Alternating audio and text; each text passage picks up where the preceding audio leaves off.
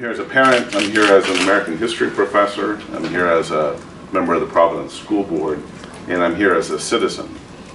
As a parent, my son has had great teachers at the public charter school he went to here in Providence and at his current PPSD middle school. So I'm not here to criticize teachers or educators. I know how hard they work with very few resources. I'm here instead because I believe this is a step towards supporting our educators in Providence and elsewhere. I also know, though, that kids and teachers and families here in Providence and throughout the state face systemic structural barriers that are rooted in poverty and in segregation, and that the state systematically underinvests in public education generally and in civic education in particular. This generates and perpetuates inequality, which impoverishes all of us. I want my children to study and to live in a community and in a state that values all children as equal citizens, worthy of a robust public education befitting that status. I'm also here as a history professor. I've taught American history and politics for the last 20 years in 5 different states, in public and in private universities. I'm well aware of how little civic education American students receive.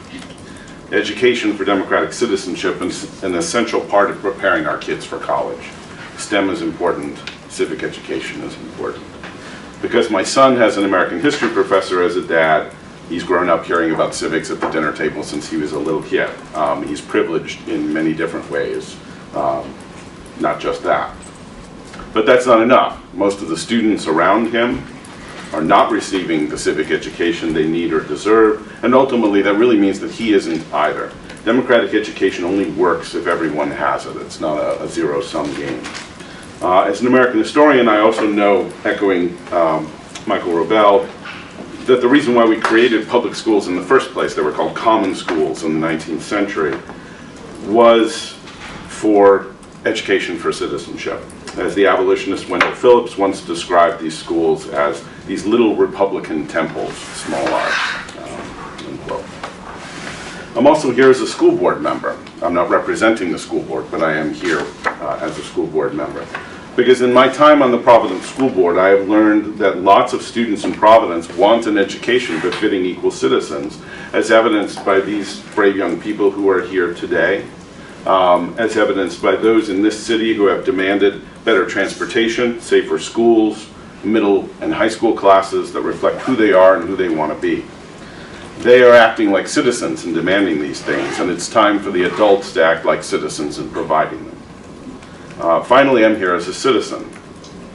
It is very clear to me that we've fallen down on our constitutional responsibilities, particularly for children living in high poverty districts and for English language learners.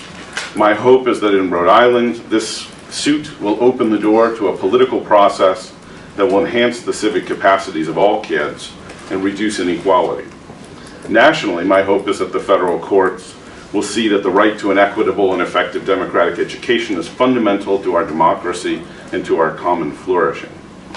The philosopher and educational reformer John Dewey once wrote, quote, "A society with too few independent thinkers is vulnerable to control by disturbed and opportunistic leaders. A society that wants to create and maintain a free and democratic social system must create responsible independence of thought among its young," unquote.